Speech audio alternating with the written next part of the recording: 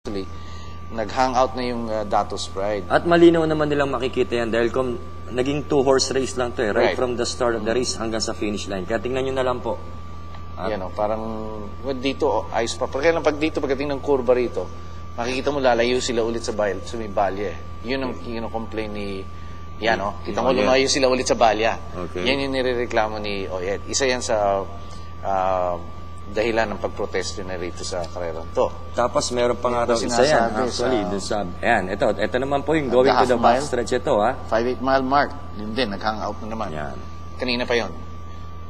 Ito, nasa may Media Milya na yan. Si Datos Pride at Let's Reconcile. Parang, talagang silang dalawa. So it was, basically, doon nga yung nangyari. Doon sa first curve at doon sa may 5-8 mile. Dito, nakatabi na naman sila. Kung makikita natin, nakatabi na naman sila sa tabing balya, yung dalawa. Okay?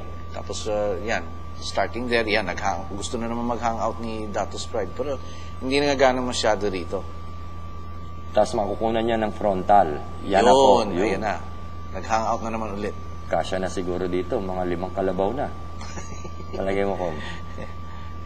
So, that was the basis for the protest of Jackie Alcacil. Yun. Another bumping there. Ayan. So, yan. Okay, so sana... Pero yung photo nun, talagang nanalo yung G's. Datos Pride ang naging winner sa ating photo. Because of the protest that was lodged by the rider, binigyan ng credit ng stewards yung